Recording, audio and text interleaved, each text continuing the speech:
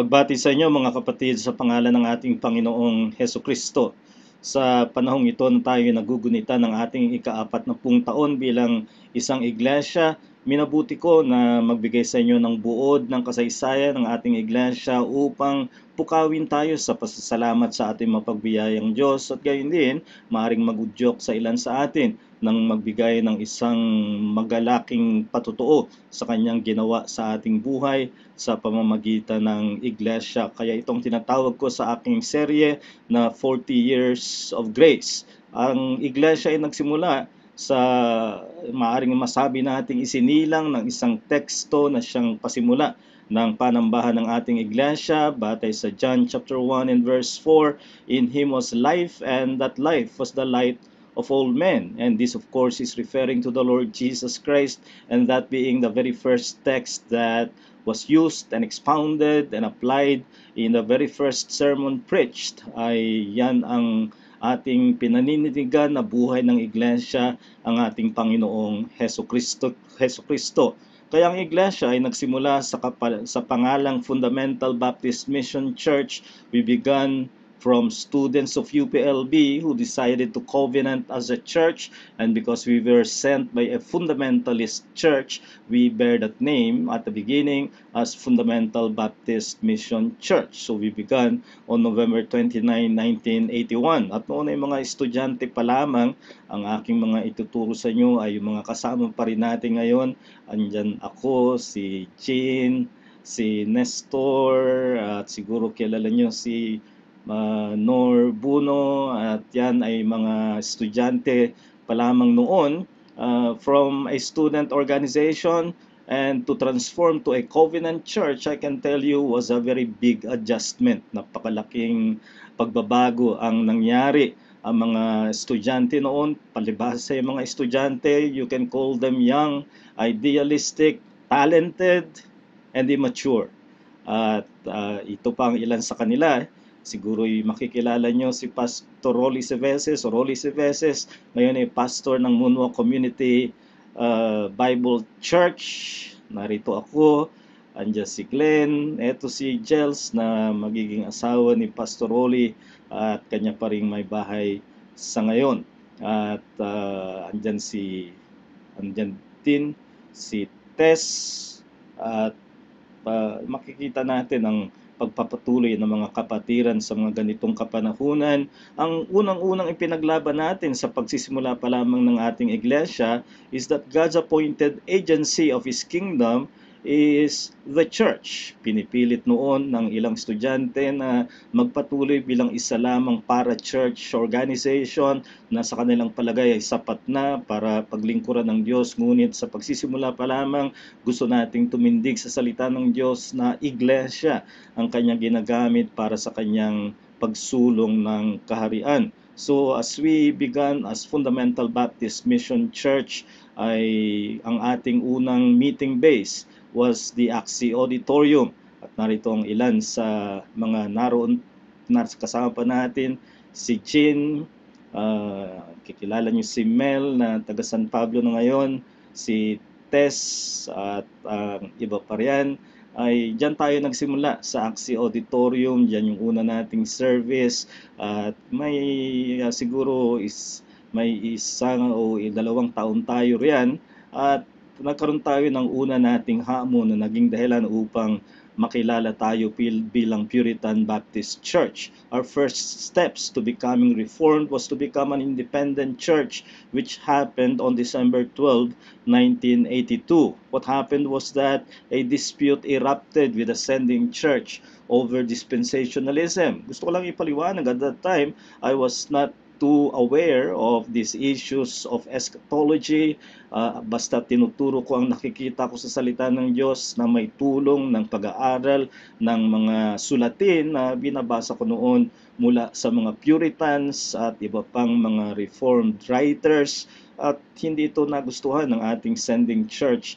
Kaya bilang paggalang, ako ay nagpasya na magbitiw sa iglesia. I resigned from the church, but that same night that I resigned from the church had a meeting without me presiding, where it was decided to become independent and called me as the pastor, and that was the beginning of what we came to be known as Puritan Baptist Church. Our base at the time was in Villegas compound kung saan ako nakatira, at ang mga kasama ko riyan, mga kalalakihan na maaring nakikilala niyo pa, yan si Glenn, si Mel, si Nestor, at narito ako, mga kalalakihang nagpatuloy noon.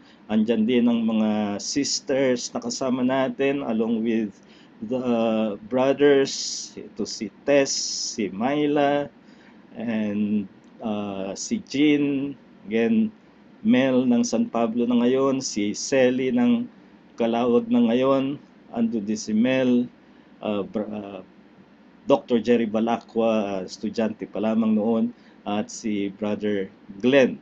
So, narito ang mga estudyanteng bumubuo ng iglesia noon. But even at that time, as early as then, we were quite occupied with our ministries. A major ministry was the student ministry. Kahit noon ay palibhasa ay marami tayong mga estudyante, ay nandoon ang tutok ng ating ministeryo where meron tayo noon weekly campus light, a sort of Bible study in person, unlike the webinar today, but in person, at nagagawa nating magministeryo ng salita ng Diyos.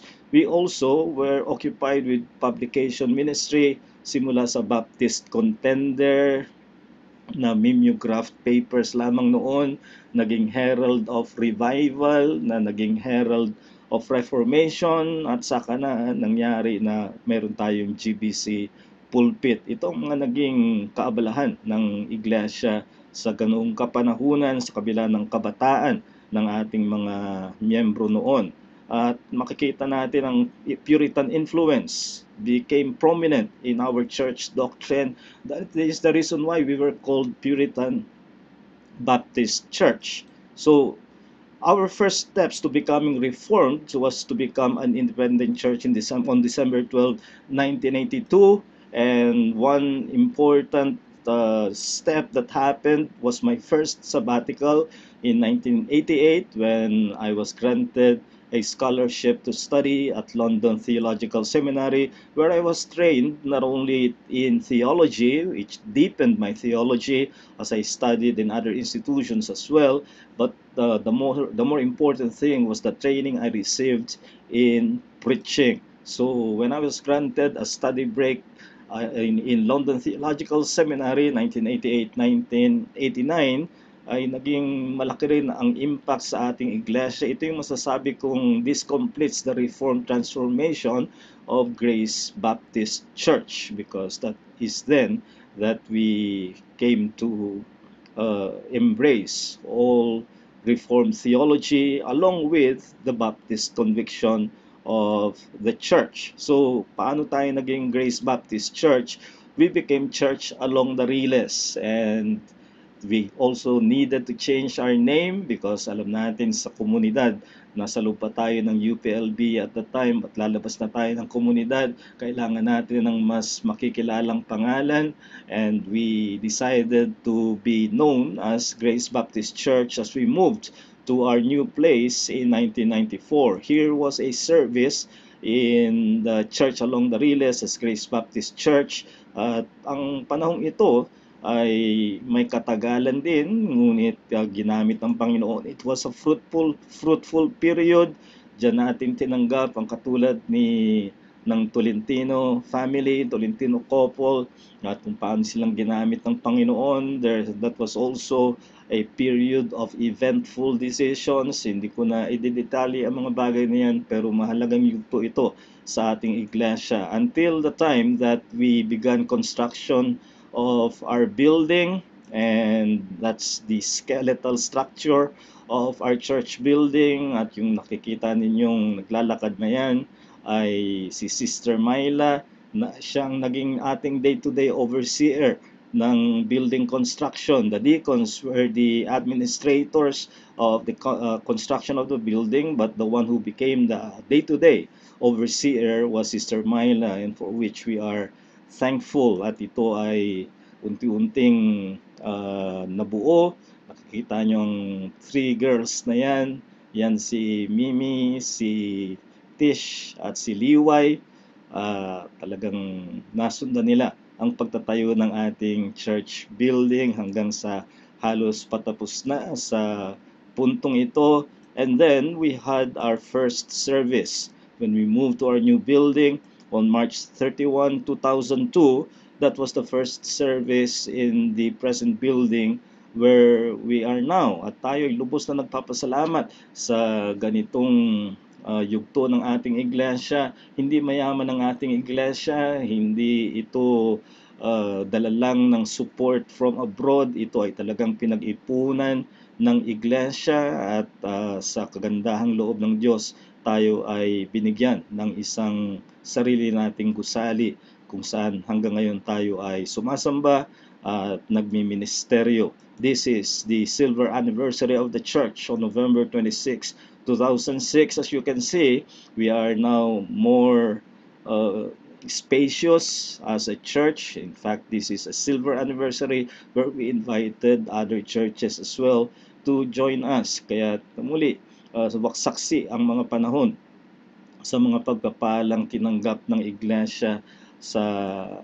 biyaya ng ating Panginoong Diyos. At sa mga taong lumipas through the years, sari-sari ang ating mga naging mga karanasan, ngunit ibubuod ko lamang sa pagsasabi na nagpapatuloy ang ating internal edification, ang pagpapatibay sa isa't isa. Ang pinakamahalagang sangkap nito ay ang ating panambahan, and our worship is sustained every Sunday guided by the regulative principle of worship. Naniniwala tayo na ang pagsamba ay kung ano lamang ang iniutos na gawin ng iglesia ayon at batay sa bagong tipan. Hindi tayo gumagamit ng anuman na maaaring makaakit sa iba, hindi pangaakit ang gusto natin. Ang gusto natin ay ang presensya ng Diyos, and that explains why the church has maintained a regulative principle of worship.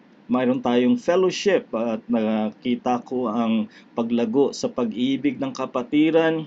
Kasama sa paglago ng pag-ibig ay ang gumamit tayo ng disiplina, and there have been periods of sad and lamentable times of discipline in our church, and we needed to do it in order to be faithful to our God, but it is never a happy occasion to have to discipline a member of the church, especially one that results in excommunication, but we needed to do it in order to be faithful to God. But it is always a happy occasion when there is restoration of the one who has fallen into sin. Nakita natin ang makailang ulit yan sa ating iglesia. At meron tayong mutual admonition and caring bilang mga magkakapatiran, ay kinakailangan natin ang magpangaralan sa isa't isa, ang magpakita ng ating pagkakalinga sa spontaneous manner as we meet every weekend or Sundays na tayo ay nagkakaroon ng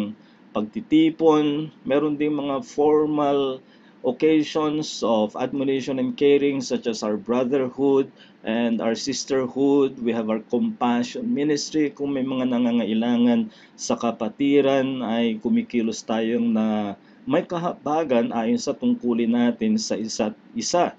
And bukod sa internal edification, we are not forgetful of our external mission. Meron tayong mission na tinutupad na umabot sa mga nasa labas ng iglesia. So we are reaching out to the unconverted, at mula pa sa simula na gaya ng aking tinuran, nananatili ang sentrong gawain natin para sa mga estudyante. We now have the Reformed Campus Ministry, and of course, dagdag sa atin ay ang prison ministry na ikinatutuwa natin na sa mga maaring naligaw ng kanilang landas sa lipunan ay hindi natin sila tinatalikuran kundi iniaabot sa kanila ang alok ng biyaya ng Diyos. At dahil sa binigyan tayo ng mga kaloob ng Diyos, mga talento sa pagsusulat, sa technical aspect ng media, we have our tract writing and distribution. And we are reaching out also to creation and fellow men. Another thing that is our church is blessed with are experts in the environment and a real concern for the earth. And so we have this ministry ng Kalinga sa Nilikha along with benevolence work na tayo ay umaabot sa mga nangangailangan at maging sa panahon ng pandemya ay napakilos natin ang ganitong mga ministeryo na ipinagpapasalamat natin sa Panginoon. Ginagamit rin ng ating iglesia for reformation work to churches, mainly through Reformation conferences. Sa iglesia natin mismo, nakailang ulit tayo ng Reformed and Reforming conferences at ito ay ginagamit hanggat natigil ng pansamantala ng dahil sa pandemya, but this has been going on through the years, and we continue to have our publication work and multimedia na mas meron ng mga kasangkapan tayo ngayon at nagagamit at tayo ay nagpapatuloy ng ganitong mga gawain sa panahong ibinigay sa atin ng Diyos. Ngunit isang espesyal na pangyayari sa ating iglesia ay nang tayo ay magsugo ng ating misyonaryo. Nangyari noong March 17, 2019 when we commissioned Mark Aksay to be our missionary to Thailand. The original destination was the border between Thailand and Myanmar. At this time, he is in Ratchaburi, Thailand, ministering the word kasama ng kanyang pamilya na si Jenny at ang kanilang anak na si Fort.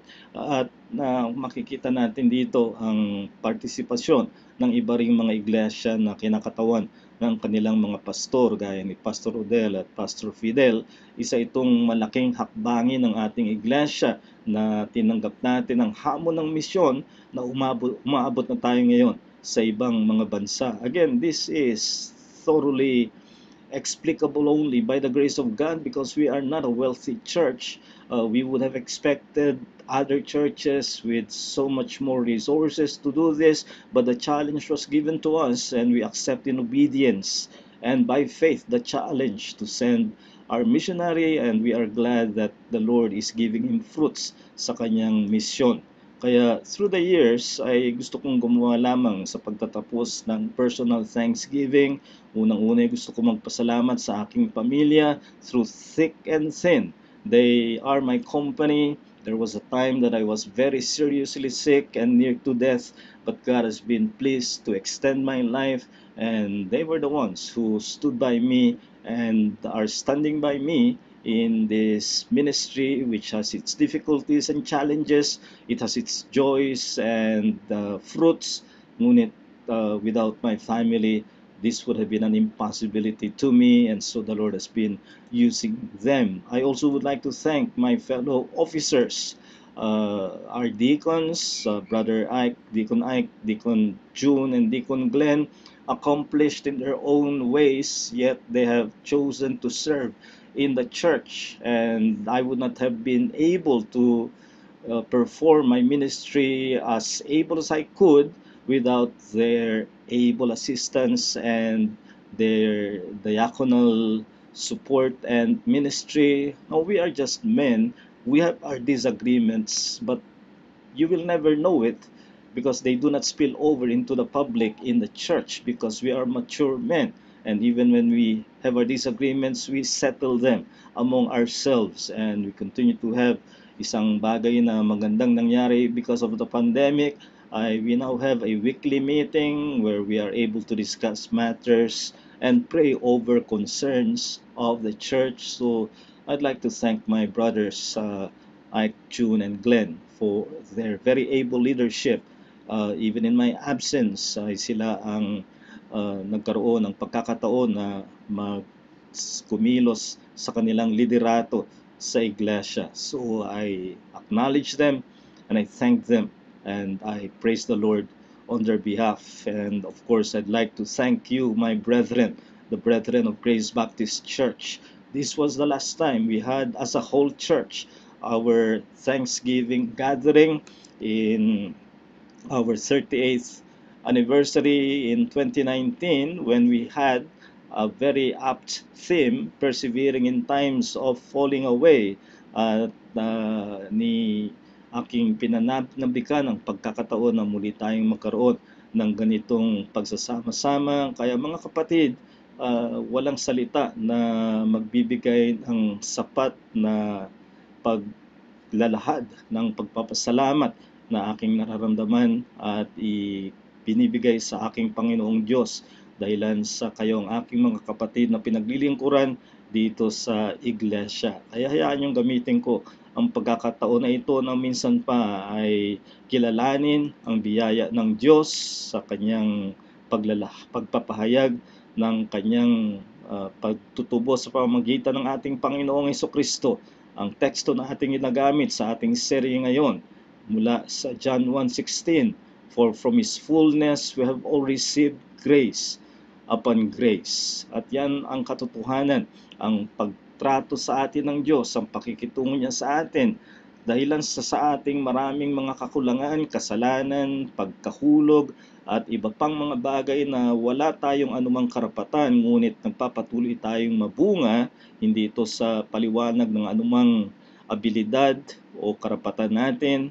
Ang pinakapaliwanag ay ang biyaya ng Diyos. Kaya samahan niyo ako na pagsalamatan natin ang ating Diyos sa ating 40 years of grace, at minsan pa sana ay pumukaw ito sa atin ng pasasalamat at ng udyok ng pagpapatotoo kung paanong ang Diyos ay naging mapagbiyaya sa ating iglesia.